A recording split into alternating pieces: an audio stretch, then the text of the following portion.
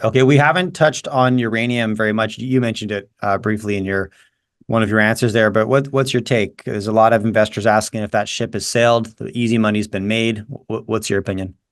Well, the first money has been made. Uranium was trading around $20 per pound for years. We started to invest in uranium a long time ago. We're early buyers in Next Gen Energy, who made this huge uranium find in Saskatchewan. They're starting to develop that into a mine now. It turned from a 50 million company into a 5 billion company. Shows the value to be made when you make a serious discovery.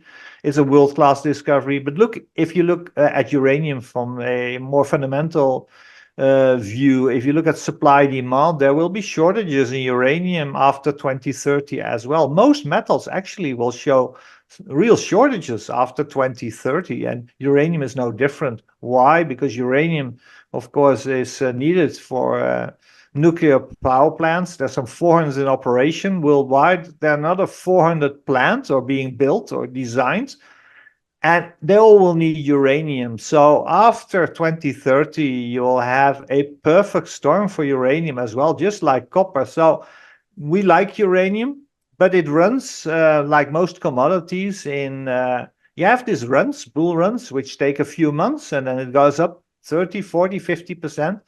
And then you go sideways, you have a correction period. But then you should watch them and buy them on the cheap, because there will be another run. Uranium won't stop at $100 per pound. We're trading around $100 per pound now. Inflation adjusted, you could easily reach the old highs of $200 and more inflation adjusted. So I think it's not over yet.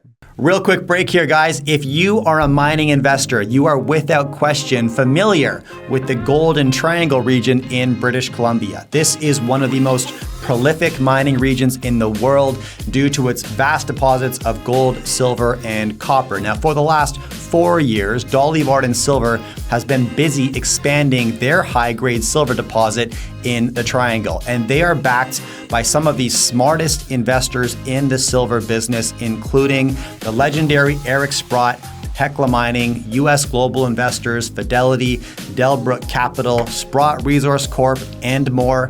If you are curious why the smartest money in the silver business is cozying up to Dolly Varden Silver, then hit the link beneath this video.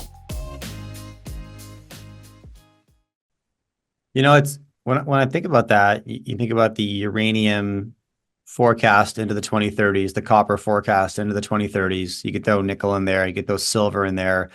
Broadly speaking, energy costs in general, it sets us up for a scenario where either everything in life becomes remarkably expensive, probably to the point that you might even speculate would cripple the world economy, because there's a breaking point where things become unaffordable. What's your take on that? Well, that's why I said we reached the end of a 40-year declining trend of inflation and interest rates, lowering inflation, lower interest rates. And we started a new trend, but that's very early in that game, of a trend of higher inflation, higher interest rates. So we just had, we've seen the first rally in interest rates and inflation.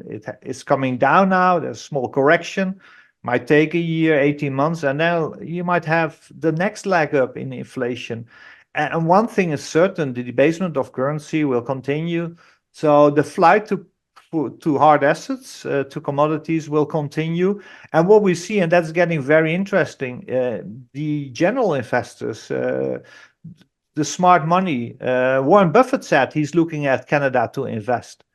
You see many of these larger investors, the billionaires, are starting to look at the commodity space, because I looked at the PE ratios of base metal producers. Rio Tinto is even PE ratio of 10, just below 10. There are many smaller base metal producers who have PE ratios of 5, 6, 7. Compare that to a company like Apple, which is called cheap because it has a PE ratio of 27. The total value of Apple is over 2,500 billion, just the value of Apple. If you would buy all listed commodity companies worldwide, the top 100 of all listed commodity companies, it's less value than just Apple. Mm-hmm.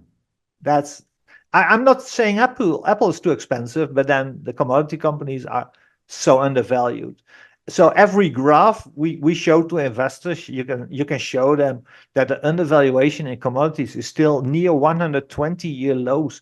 And just before we arrive in this era of shortages, permanent shortages in metals we need for the green revolution, and now you get this conflict between the West and the rest of the world over commodities and everything else. So, well, I've been in this business for 20 years now. I'm a fund manager for 15 years. I've never been more bullish on the future.